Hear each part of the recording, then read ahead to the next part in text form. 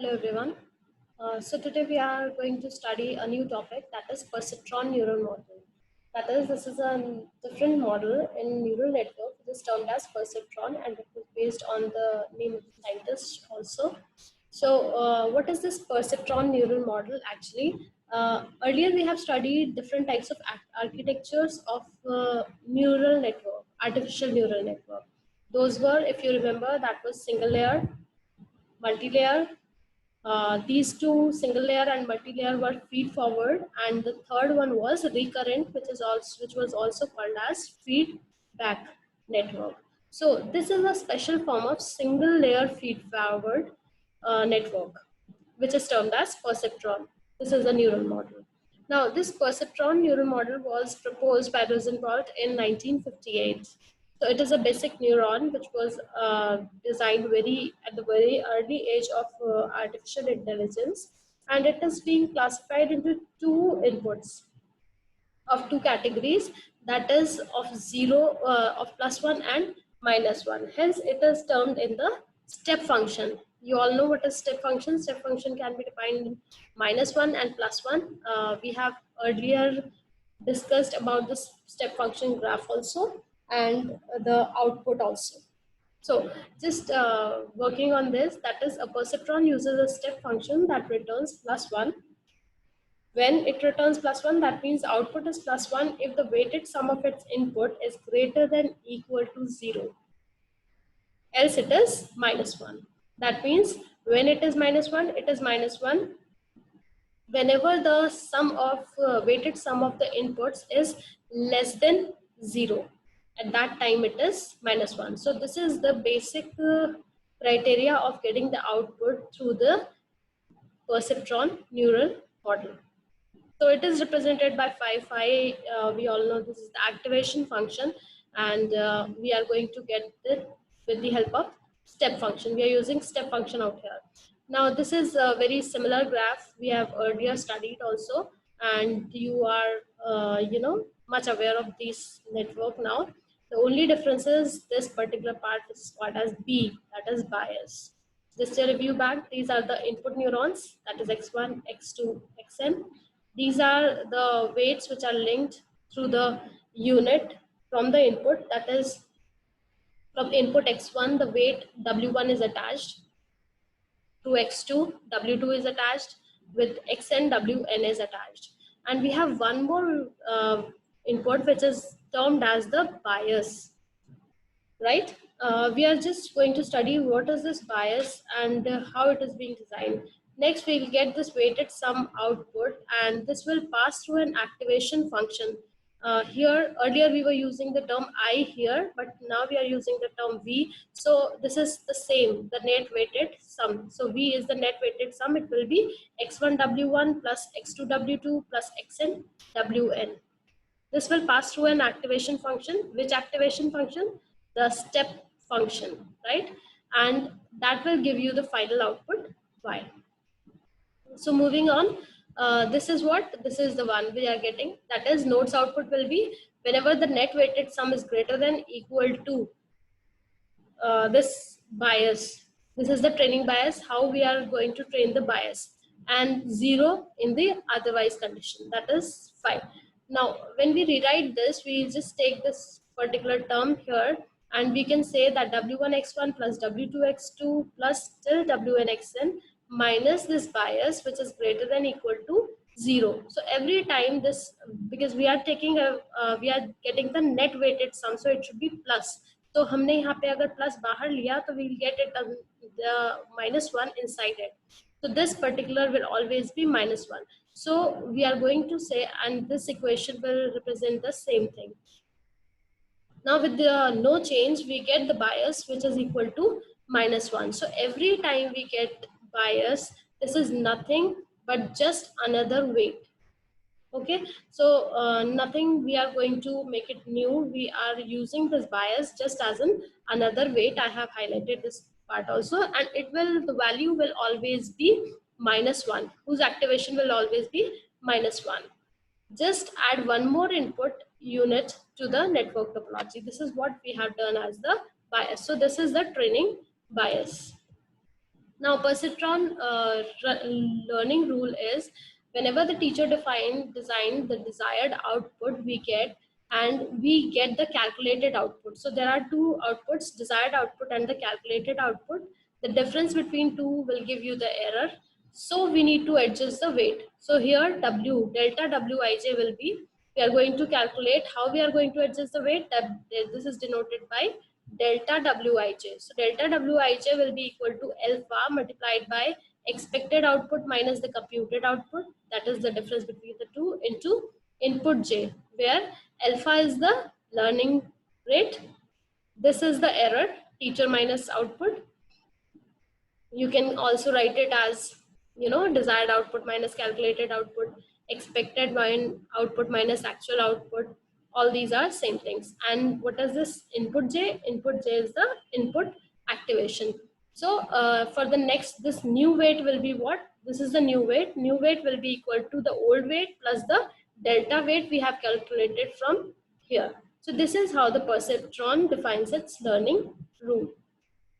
Now there is a classification. This particular perceptron model is being used for binary classifications. So how this is being used for binary classification? What we need to do is, first we need to train this perceptron for a classification task.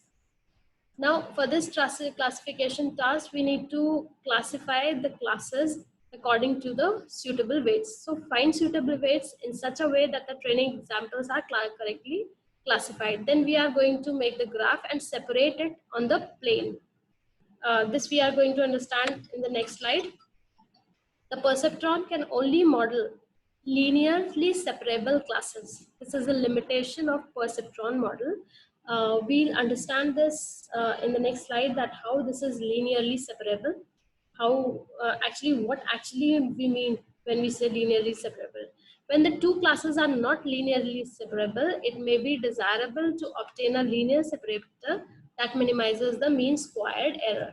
So this is what we have. See, let's take an example of OR function. We all know that OR is a binary one. We have two inputs and we get the output. The two inputs can be 0, 0. The output will be, whenever we implement OR function, the x1 0, x2 0, then we get the output y, which is always 0. When it is 0, 1, the output will be 1. When it is 1, 0, the output will be 1. And when it is 1, 1, the output will be 1. When I say 1, it is defined as true. So we have 4 outputs. 1 was false on 0, 0. On 0, 1, it was true. On 1, 0, it was true. On 1, 1, it was true. So whenever I can, classify, there are two classes. One is 0 class output, one is 1 class output, or true class output or false class output. So whenever I can separate these two classes with the help of a single line, linear, single line, then this problem is a linearly separable problem. So what it is, and at one end we have, with the help of this line, I can separate it into two classes. C1, I can define it as false class, and C2 as the true class, right? So C2, when we have defined as true class, so all these three true outputs are falling in C2 and one false is falling in C1. So this is how we are separating this OR function. But whenever we have a problem in which we cannot separate the two classes with the help of a single line, that particular problem is called as linearly separable problem. So that we will study in further slides, which is called as XOR problem. So moving further, learning process for perceptron. What is the learning process? We are going to assign random weights between 0.5 minus 0.5 to plus 0.5. We are going to train it, and we are going to get the output until we get the correct output or we get the weights adjusted. So this was the slide. This I have told you earlier also, so I'm not going to explain it. This was explained in last lecture. Now, perceptron, to learn how to learn OR function, we have just taken an example. W1, we have assumed two weights, W1 as 0.2 minus 0.2, W2 as 0.4. Why? Because we have to take the weights between minus 0.5 to 0.5 only. Training data say we have to take all the 4 inputs, x1 0 0, x2 x1 0, next condition 1 is 0 0, second condition is 0 1, third condition is 1 0, and fourth condition is 1 1, right? So we are going to calculate the output in all the functions. How? I'm just telling you, this is the first one as x1 0, x2 0, the output is 0, right? Compute karenge hum y. How we are going to compute? Step function through w1 multiplied by x1, that is 1, w2 multiplied by x2, that is 0. All both are 0. So x1 multiplied by w1, this is 0 multiplied by minus 0.20 plus 0 multiplied by 0.4, output is 0. So we are getting the right output. This is the desired output and this is the calculated output. So this is how we are going to calculate for second condition, that is 0 1. The output is 1. How it is 1? W1 minus 0.2 and it is multiplied with 0. So it is 0 plus W2 is 0.4 multiplied by 1. So it is 1. 0.4, and in step function, whenever it is greater than 0, the output is always equal to 1. So 0.4 is greater than 0, so output is 1. That is what step function is saying. So output is again correct. So no change in weights. Earlier also no change in weights. When we are going to change the weights? Whenever the output is not correct. In third condition, x11, x20, output is again correct.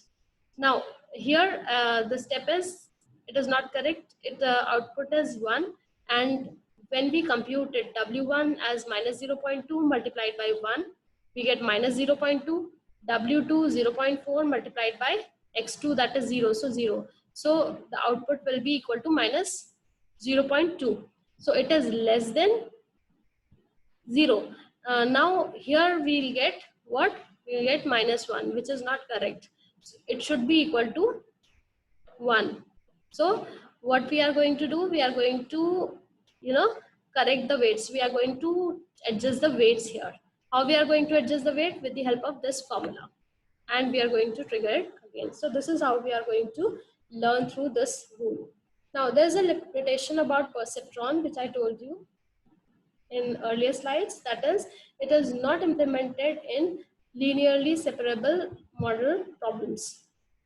Now we can implement and or complement functions in this which are linearly separable, but we have a problem which is XOR problem, XOR function, which is non-linearly separable problem. How it is non-linearly separable problem? We understand this. We know XOR function, how it works. We have XOR, we have two inputs, 0 or 1, where 0 is termed as false and 1 is taken as encoded as true. Now, whenever XOR function says the output will be true whenever the two inputs have different truth values. That means whenever it is 0 0, the output will be 0, 1 1, the output is 0, while whenever x1 is 0 and x2 is 1, it is 1, and x1 is 1 and x2 is 0, it is again 1. So how we are going to separate it? This is the truth table.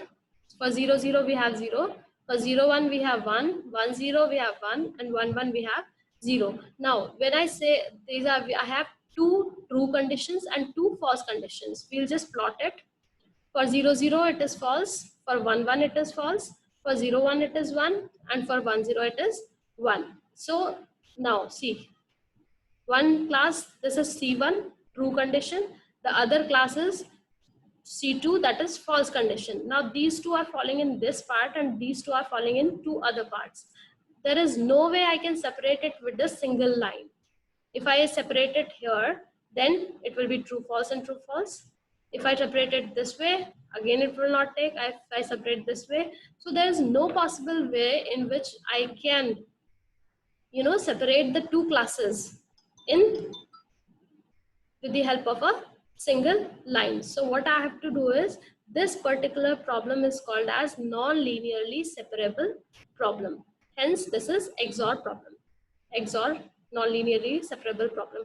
We are going to find out the solution for this in the next sessions. Thank you very much.